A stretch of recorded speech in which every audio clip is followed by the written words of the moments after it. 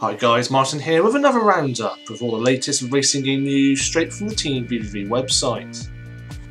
First up, next car game has once again been dominating my playtime, thanks to a new early access update adding a new car and track. The main addition was a new figure of 8 track filled with crossovers for maximum carnage. It's a track that should be familiar really to anyone who's played the original Destruction Derby. In addition, we also have this lumbering 1980s American sedan, which takes a lot of punishment in my rather chaotic gameplay video you can see here of me wreaking havoc in the new figure of 8 track. Even Alan took a break from his serious sim racing sessions and turned his PC rig into a bit of a banger racer for a bash at next car game, where he brought us his own hands-on videos. You can see all of our coverage in the link below. Other updates included a new cinematic camera option allowing you to take screenshots, time of day changes, and numerous graphical improvements.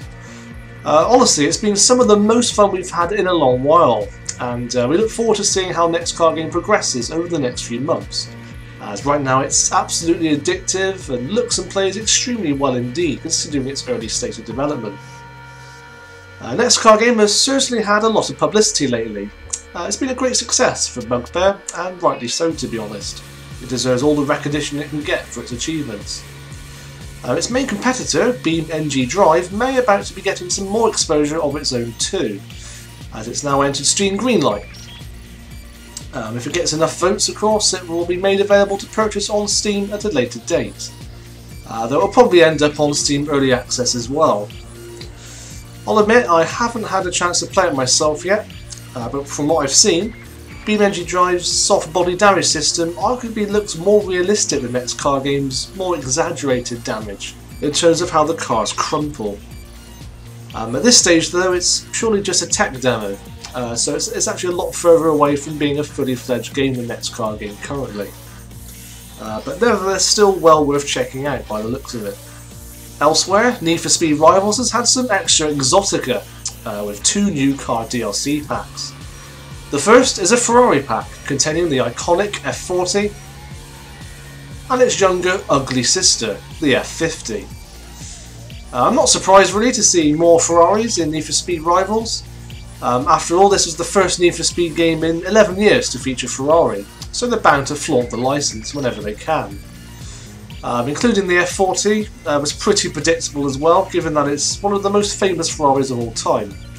But I was surprised not to see the LaFerrari yet, the hybrid supercar that's gained a lot of publicity, which of course was recently added to Forza Motorsport 5. More DLC is said to arrive in Need for Speed Rivals over the next 4 weeks though, so there's still time.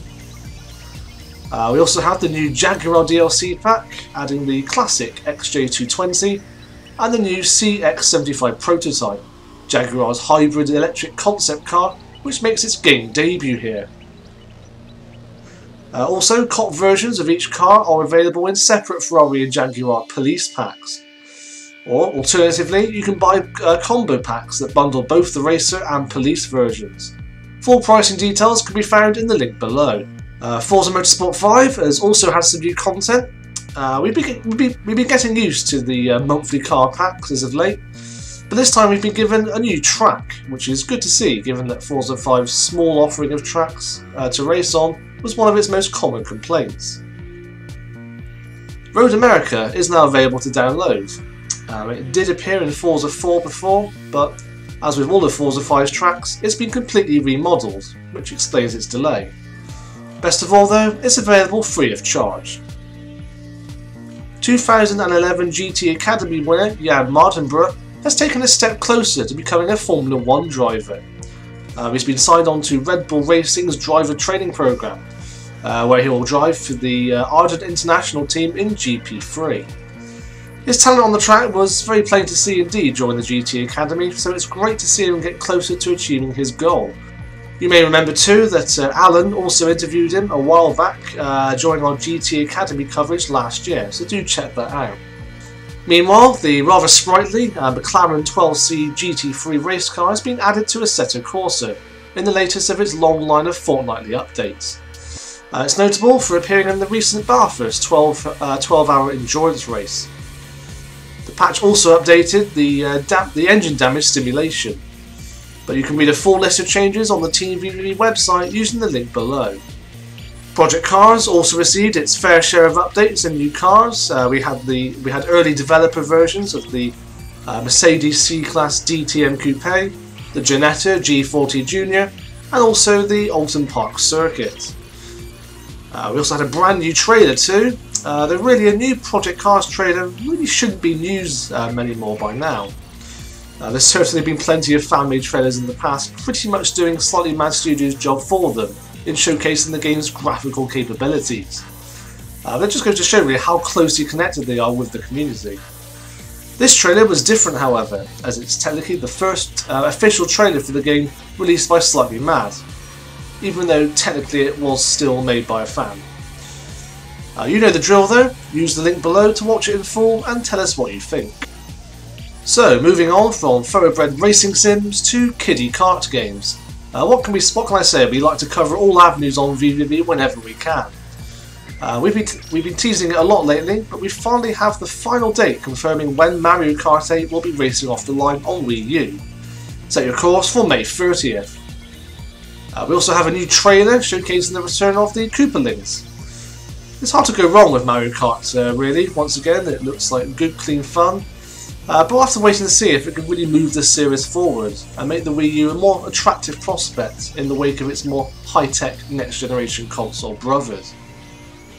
Back on the current gen consoles though, Milestone revealed a new character in MXGP in this new video.